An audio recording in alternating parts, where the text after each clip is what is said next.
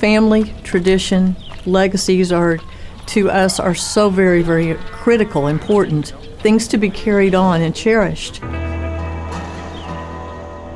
In our everyday life, we need to find what matters, pursue it with excellence, with commitment, with determination.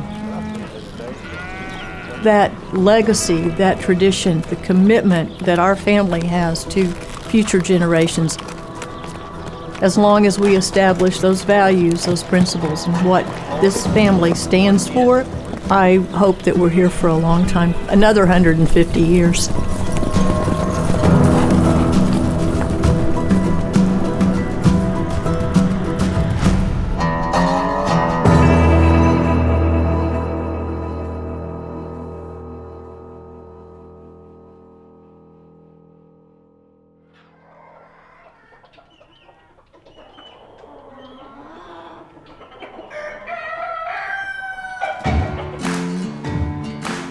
This ranch has always been obviously here for us.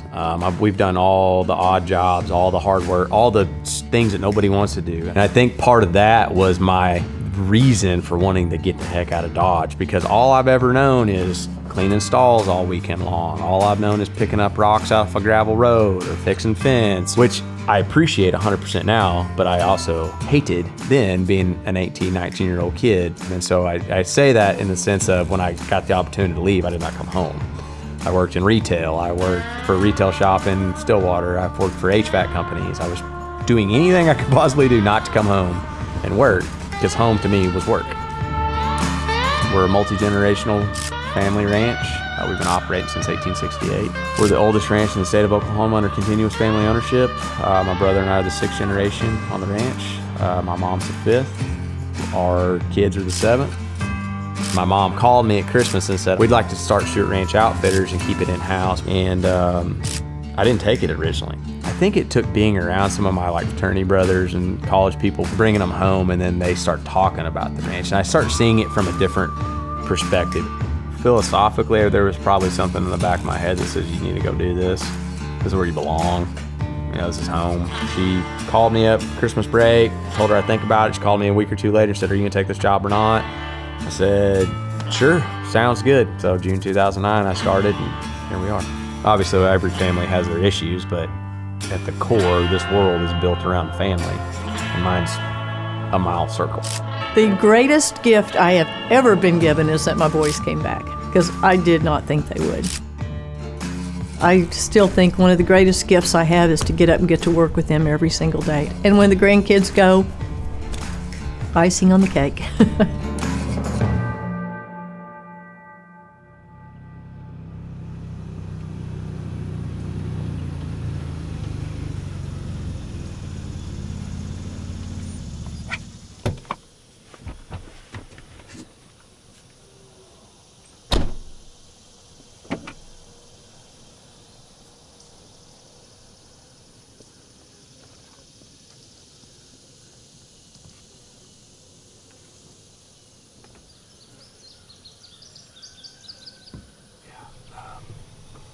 I don't like to open too many windows because it just silhouettes everybody in here. So, 2 little baby bugs.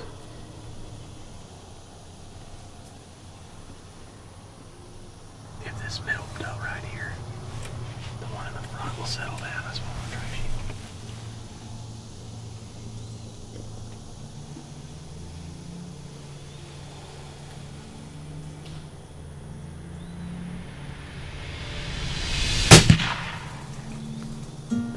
Being outside, it's God's creation. Watching that sunrise, chasing those moments. You know, hunting in a rainstorm where it's just absolutely, you're soaked to the bone, but you shot a 5-man limit of mallards. It's chasing stories, chasing times with friends and family and clients, and that's it. I'll be sleep deprived, but I'll get up every day and go.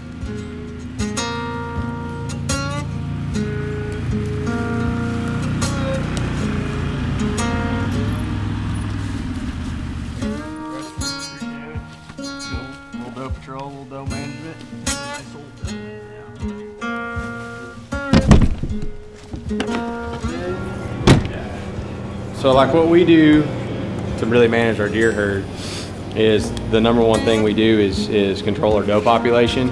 And so we harvest a lot of does each year, and we're really looking for the old mature does. And this one that we shot this morning is about as old as they get. I'd call her 9 to 10 and a half plus probably. And the way you can tell is just how wore down her teeth. I mean, it's almost to the jaw line, the bone line. Whereas if she was, say, 2-3 years old, it's going to be very prominent. I mean, I'd say it's going to come up another half an inch or so, and it's going to be very sharp and very pointy at the tops of the crowns of the teeth. Just as they grind their teeth over and over and over and over again over years, they get older and older and older. So, or more wore down, I guess. I mean, her back teeth are even gone. So, very old doe.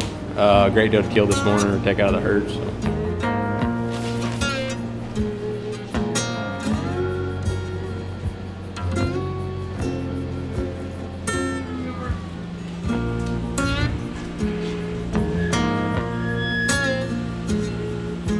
It's a cool story at the end of the day, and I think it gives an opportunity for people to experience that story for 2 or 3 days or 4 or whatever it may be, that whatever their hunt is. We've got really, really good people here. We are so blessed to have the crew that we have. And our hunters coming in and then having the experiences with our crew, and our crew, what they do and provide, the lodge we were blessed to build, spending time on the ranch, hunting whatever we're hunting. I think people are looking for an experience, and we're an experience-based outfitter. I don't guarantee you anything. I don't guarantee you a trigger pull, and I'm very blunt and very open about that. You are here to be with our crew, to stay in our lodge, eat Samantha's food, which is top-notch, and go hunt with us.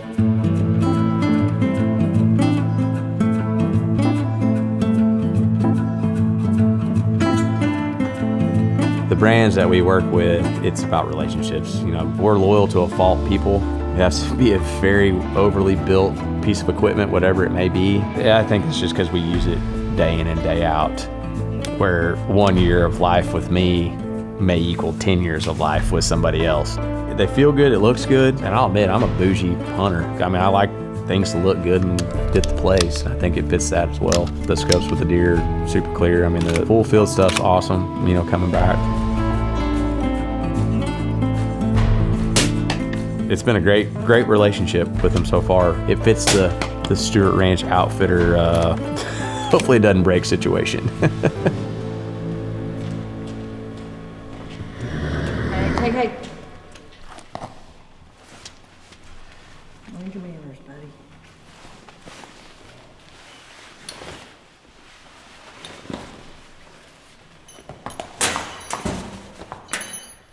We use this walker for warming horses up, exercising when we don't have time to ride. Since we are going to Caddo here in about an hour, both those horses haven't been out today. They won't be able to get them out tomorrow. So I'm putting them on the walker to exercise. I've got 66 broodmares, so that's not counting yearlings or anything else, but the broodmares are kind of my cup of tea, so there's a lot around here. More than I can probably count.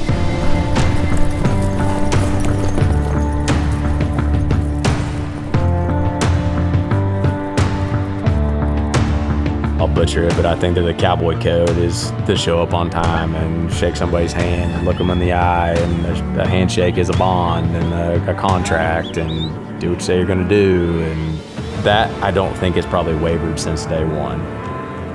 From a practical standpoint, the way we operate from a horse and cattle operation does not look a whole lot different than it did 150 years ago, to be honest with you. There are a million different ways to run cattle. We do things off horseback. We're still roping cattle and dragging it with a fire and building a fire and doing it the old way. I mean, we're not saying one way is better than the other. It's just how we do it, and I think that holds true to our true roots. I mean, that is who we are. We are a working cattle ranch with real cowboys and real ropes and horses. And I mean, you could take a picture of us branding calves right now and turn it black and white, and it wouldn't look any different than it did in 1860. We've done about 700 head, and we're 3 days into it. We did 350 yesterday. We can do that by about 1 o'clock, so we can roll through them. We've got right now 12 men that are on our crew, and that calf is on the ground for 10 seconds. down and up back to its mama. It's kind of stress-free.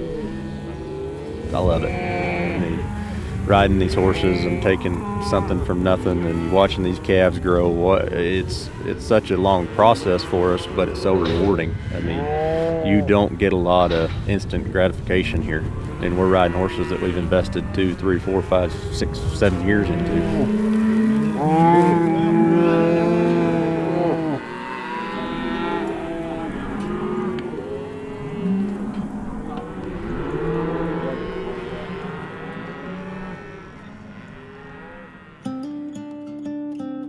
We always say that we stand on big shoulders. I mean, you get to a point where, and I don't want to say that, you know, we don't want to let the generation prior down, but we kind of don't too. I mean, you've got to morph and move with the times and what's going on. But yeah, I mean, part of me dang sure doesn't want to let my granddad down, and I never knew my great granddad, but I don't want to let him down. And when I was a kid, you know, this is my home, right? Now it's 100% changed. It's a legacy. It's family. As I get older, I want to pass my things, my stuff to my kids, and also pass that legacy down to them, saying, hey, you've had 160 something years at this point of history built. Now it's your turn if you want to.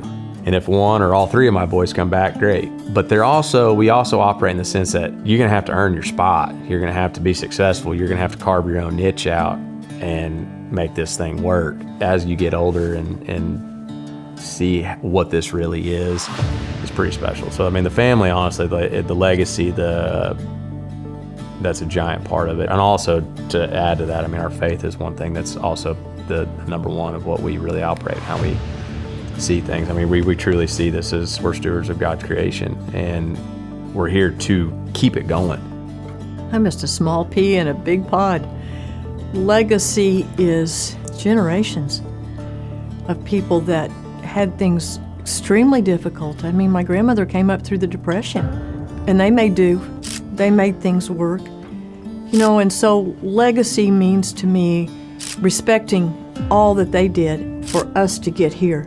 Because without their dedication, their commitment, their perseverance through times that I'm not sure any of us are tough enough to live through, they kept it together. So I think the legacy behind us here today has been always about family and about faith and about being part of something bigger than we are, you are. And so I think that legacy means you put your feet in the ground, you put one foot in front of the other, and you keep going in it. You face the challenges with everything you've got, and you get through them. And yeah, we had a fire here in September. It's not going to be perfect. Yes, there's going to be a lot of adversity, a lot of challenges, but if you don't have the fortitude to get through it and the perseverance, you won't. You just can't give up.